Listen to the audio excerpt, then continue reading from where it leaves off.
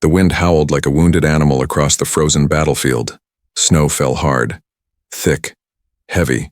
It covered broken ships, abandoned gear, and the bodies of those left behind. The war between humans and the alien Thari had passed through this moon just 2 days ago, but the cold had not stopped fighting. It was still trying to kill. Private Mason Trent walked carefully through the deep snow, his rifle strapped across his back. His boots sank with every step. His breath came out in thick clouds. He was part of a human patrol, sent back to check for survivors or scrap. But truthfully, no one expected to find anything. 10 more minutes, then we head back, said Corporal Juno from behind him. Mason nodded. Copy that. But then, he heard something. A sound too soft for gunfire. A whimper. He froze. What is it? Juno asked. Mason lifted his hand and moved toward the sound, stepping over a fallen beam. Snow crunched under his feet. Then he saw her. She was curled under a broken wing of a small Thari fighter. Her body was thin, her arms wrapped around her knees. Her skin was pale blue, almost glowing. She had long silver hair that stuck to her face. Her uniform was torn and she was shivering badly. Her eyes opened slowly. They glowed faintly violet. She looked at him but didn't move. Didn't speak. Didn't beg. She was too cold for words. Mason crouched down. She's alive, he said into his radio. Juno scoffed. Thari? Leave her. She's probably one of the scouts. She's freezing, Mason replied. Then let her freeze, came the answer. HQ says no rescues. But Mason didn't move. He looked at the alien girl, barely more than a teenager. Her fingers were turning purple. Her lips had cracked. She wasn't a fighter anymore. She was just a girl trying to survive. He took off his pack and unzipped his sleeping bag. What are you doing? Juno shouted. She'll die out here, Mason said. So what? That's one less enemy. She's not the enemy right now, Mason growled. She's a life. He slipped the sleeping bag open and held it out toward the girl. She flinched. It's okay, he said softly. I'm not going to hurt you. She didn't understand the words, but maybe she understood the tone, or the look in his eyes. Slowly, carefully, she crawled into the bag. Mason followed, zipping it closed around them both. The heat was slow to return. Her body pressed close to his, but she barely reacted. Her skin was like ice. Her breathing was shallow.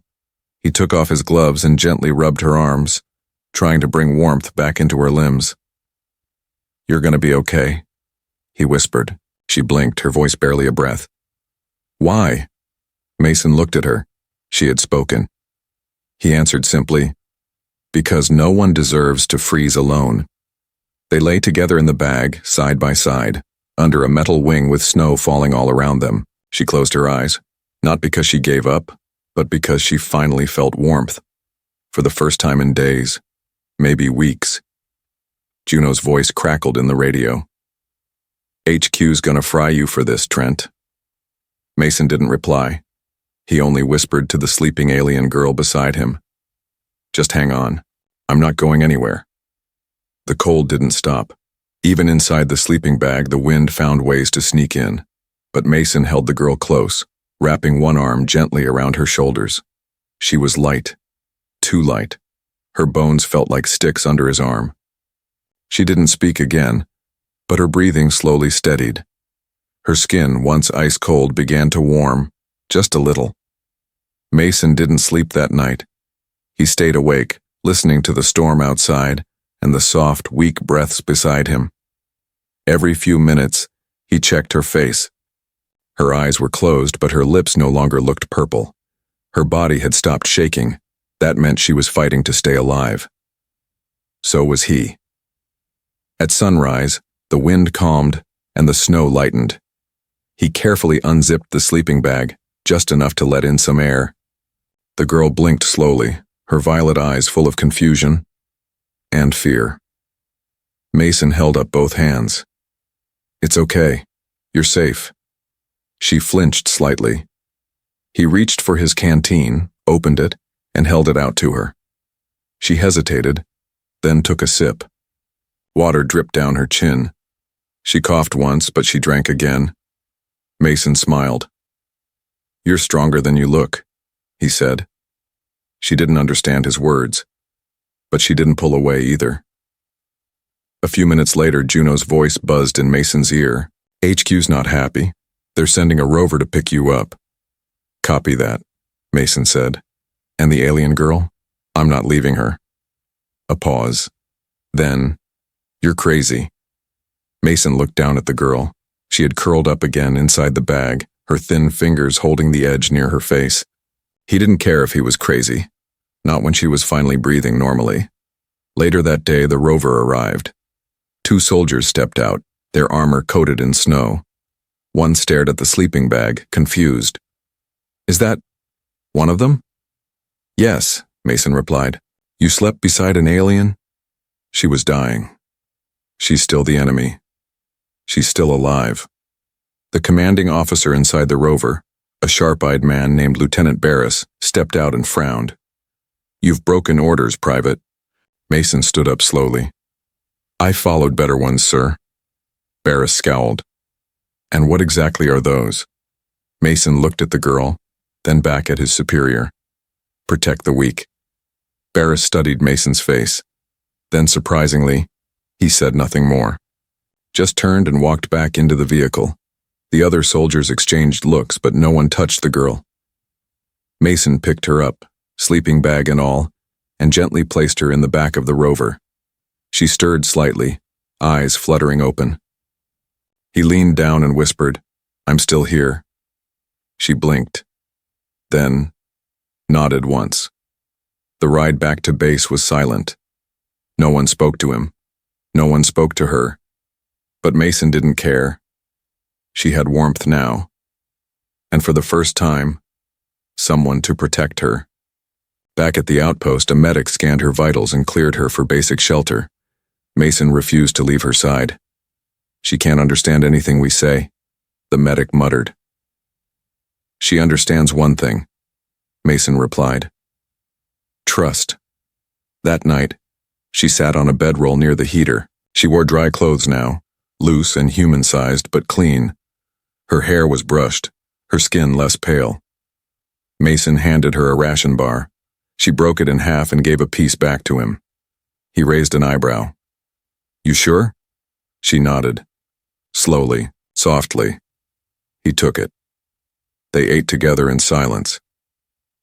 Before they lay down to rest, she pointed at the sleeping bag. She then pointed at the ground beside it.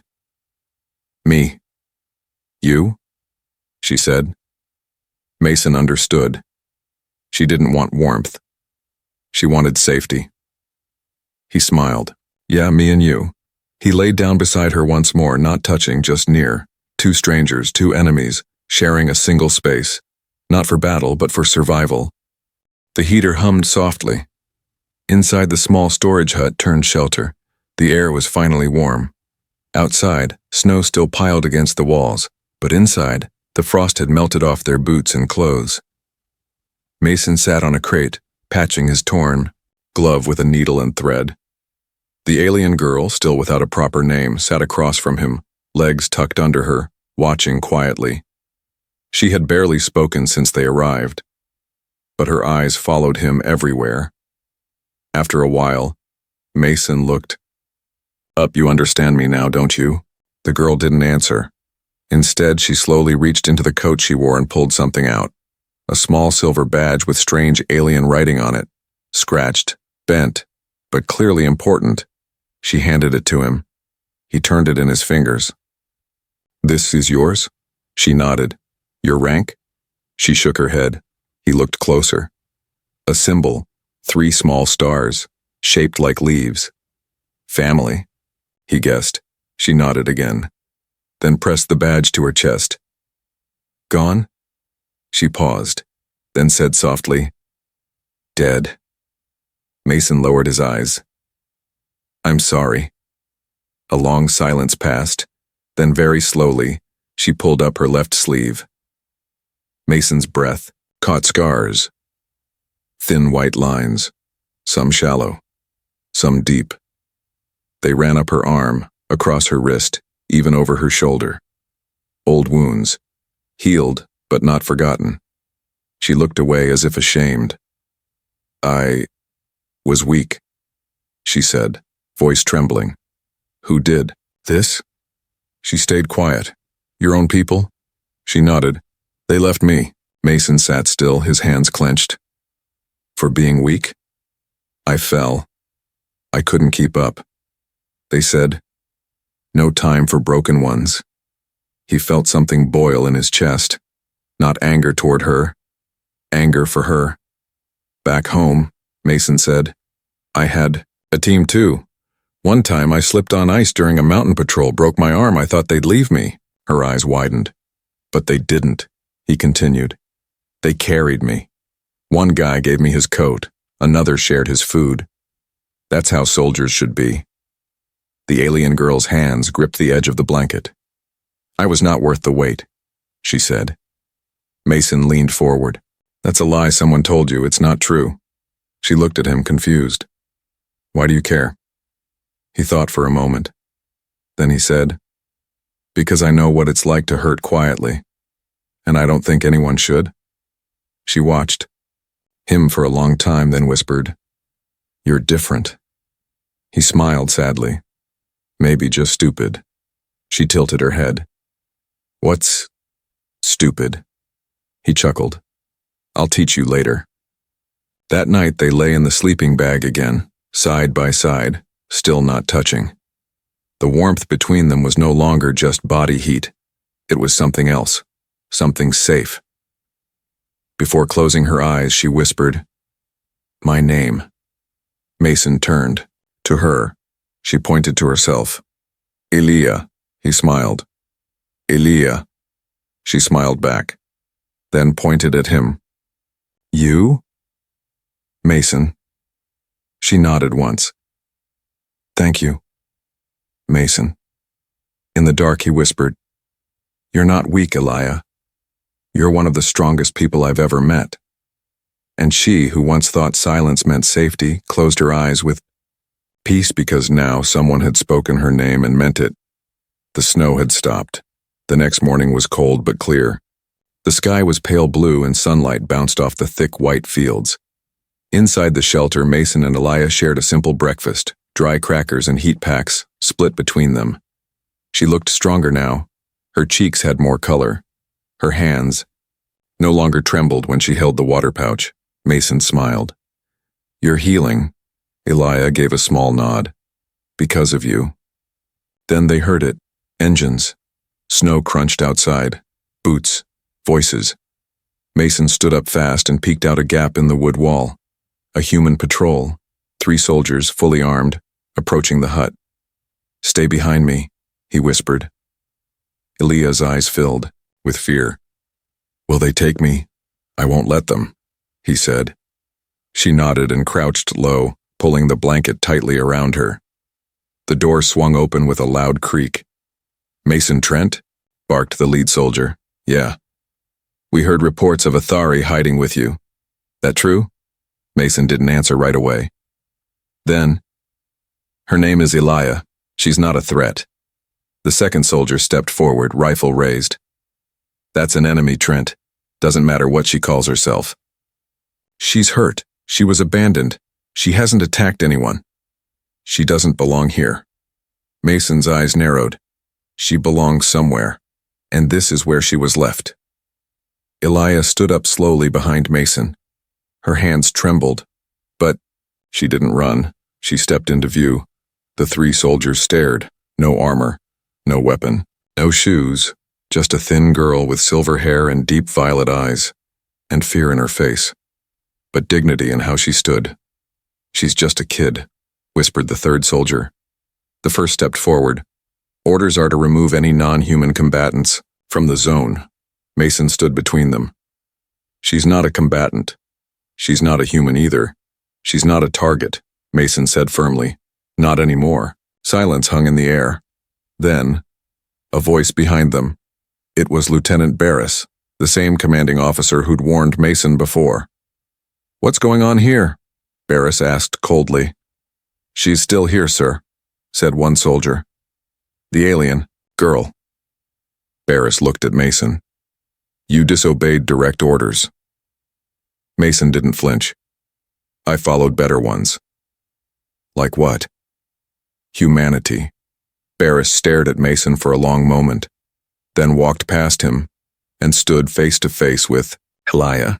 She didn't move, she didn't speak, just looked up at the human officer with quiet eyes. He raised his chin. Do you speak our language? Elia nodded slightly. Little bit. You understand who we are? Yes. You were our enemy once. Yes. Are you still? She shook her head. I only want to live. I don't want to fight. Barris studied her face, then looked at Mason. You sure about this? He asked. You'll take responsibility? Mason nodded. All of it. Another long silence. Then Barris said, Fine. The soldiers looked up, shocked. She stays under your protection, Mason. Any problem she causes becomes your problem. Mason nodded again. Understood. Barris turned. Let's move out. As the door closed behind them, Mason let out a slow breath. Elia was frozen in place. Then, her knees gave way. Mason caught her just in time. I thought, they'd take me, she whispered. They didn't. You stood for me. I always will. Later that night, they sat together under a blanket, sharing a warmer meal brought by one of the younger soldiers who'd seen Elia and left without a word. Elia stared into the heater's glow. Why didn't you choose to be safe? She asked. I did, Mason answered. She blinked. How? By choosing you. It was quiet. Too quiet. The kind of silence that feels wrong. Heavy. Waiting. Mason stood outside the hut, scanning the white hills. The air was still, the clouds thick above. The wind had died, but the animals weren't chirping. No distant engines, no patrol chatter. His gut twisted. Inside, Elia was resting, curled under a clean blanket beside the heater. She had fallen asleep after dinner, her breathing finally peaceful. Her fingers, once shaking, now rested still on her chest. She looked safe. But something was coming. He could feel it. Suddenly, a sharp crack echoed across the snow. Then another. Gunfire. Explosions. Not. Far Mason ran to the door. Elia, wake up. She jolted upright, her eyes wide, heart racing. What's that? She asked. Trouble, Mason said, grabbing his rifle. Stay behind me. Another blast shook the ground. Snow fell from the roof. A red flare lit the sky. Enemy signal. The Thari? Elia asked, voice shaking. Mason didn't answer. He didn't need to. She already knew. Seconds later, a blast hit the hut side. The wall split open. Fire poured in. Smoke. Screams. Chaos. Mason grabbed Elia's hand. Run! They bolted out into the snow, boots sinking deep with every step. Soldiers were shouting, weapons firing. Flashes of energy beams streaked across the sky. The Thari had returned, and this time, they weren't leaving survivors. Mason led her behind a half-buried transport truck, breathing hard. Stay low. Don't move, he said. She nodded fast, hugging herself, her teeth chattering. He peeked over the side and saw 3 Thari soldiers storming through the outpost, shooting anything that moved. They were fast. Ruthless. They're killing everyone, she whispered, tears welling. We're not going to die, Mason said firmly. You should leave me, she whispered. They won't chase you. I told you, he said. I'm not leaving you. A scream rang out nearby. A human soldier fell, wounded. Mason's eyes darted to a small supply shed not far ahead. We move on 3, he whispered. You, with me? Elia nodded. 1, 2, 3. They ran, snow kicking up behind them. Shots rang out. One grazed Mason's arm, but he didn't stop. They reached the shed, ducking behind it just in time. Blood ran down his sleeve. Elia gasped. You're hurt, I'm fine, he grunted, just a scratch. But it wasn't a scratch. It was deep. Elia tore a strip from her blanket and wrapped his arm, her hands shaking. I was always alone, she said, tears in her voice. I never had anyone stay. Until you. Mason's eyes locked with hers. You won't be alone again, not as long as I breathe. She held his hand tightly. Then something happened. One of the Thari. Soldiers spotted them. A shout, a blast. The wall behind them exploded. Mason threw himself over Elia. Heat, smoke, pain.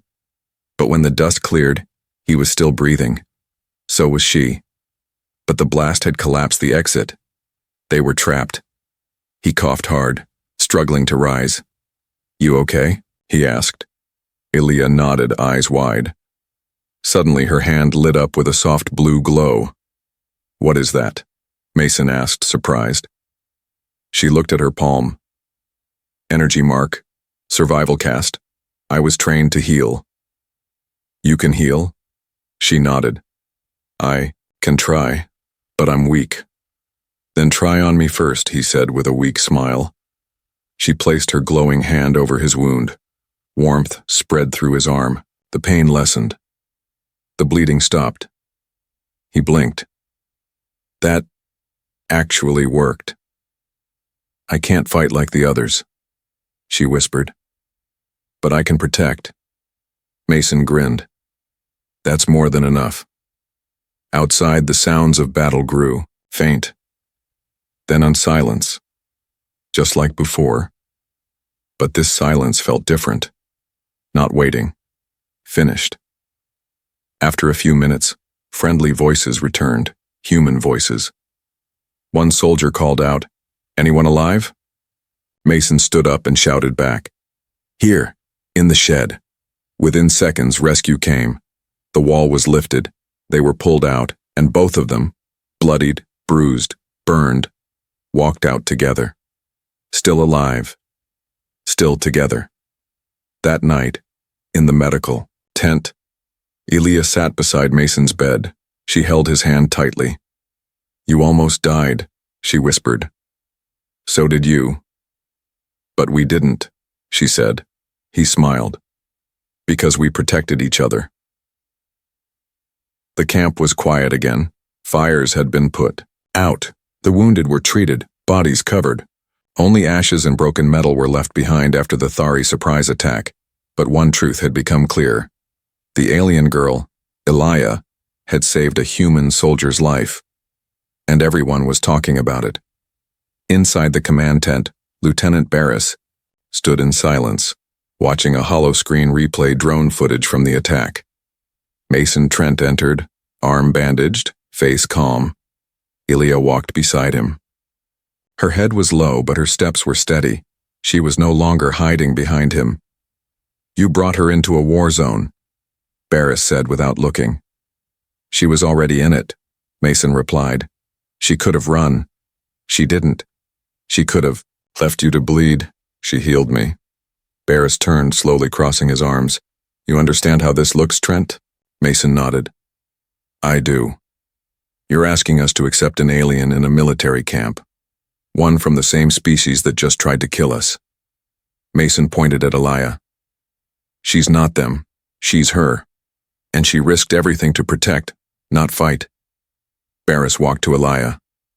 Look me in the eye. Elia raised her head. Her violet eyes met his. He saw no fear in them now, only quiet strength. You saved a human, Barris said.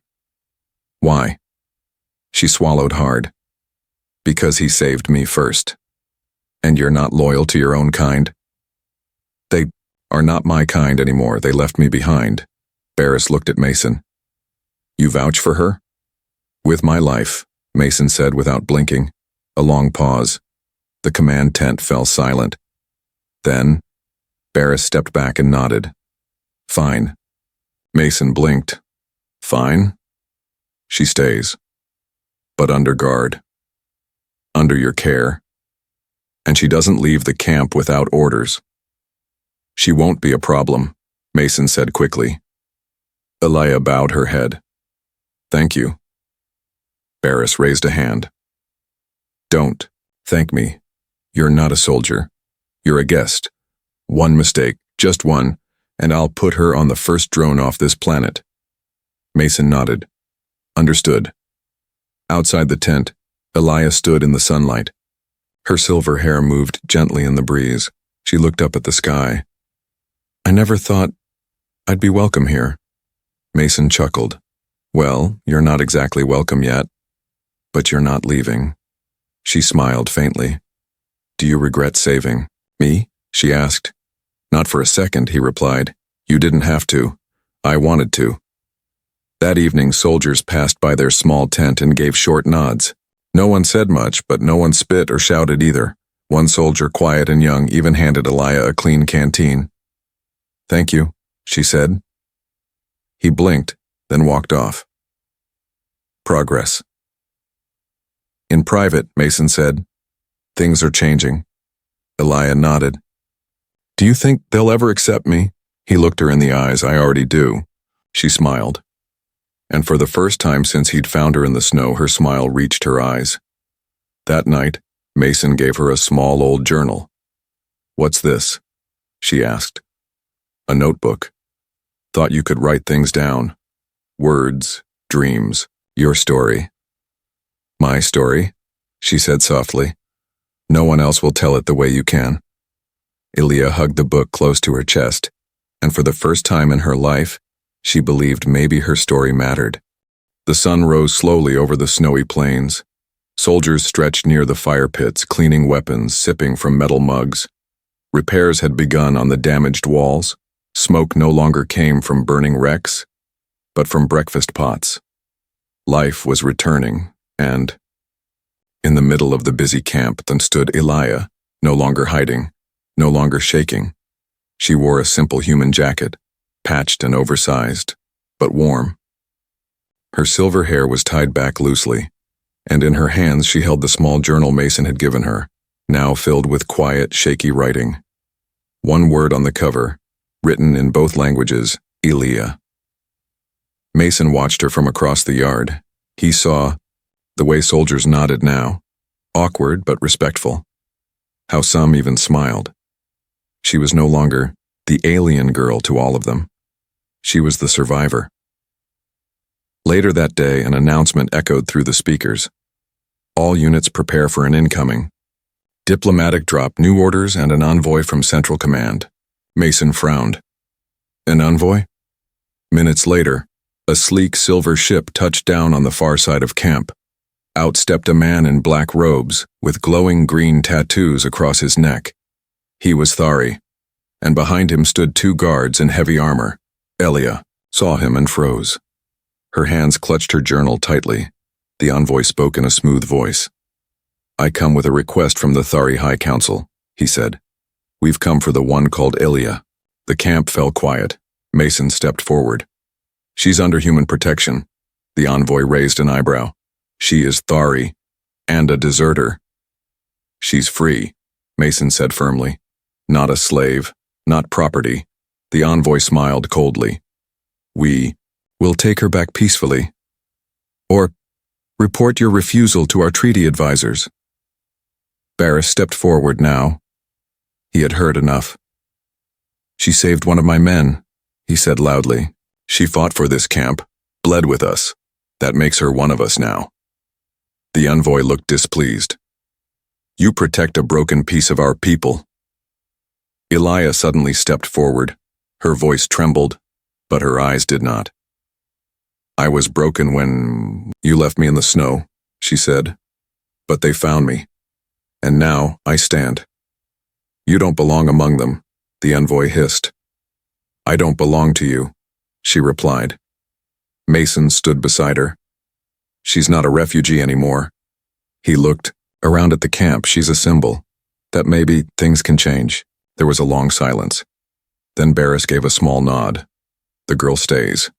The Thari envoy narrowed his eyes. You'll regret this. No, Mason said. We won't. By sunset, the envoy's ship was gone, and Elia remained. Mason handed her a steaming mug and smiled. Still cold? She smiled back. Not anymore.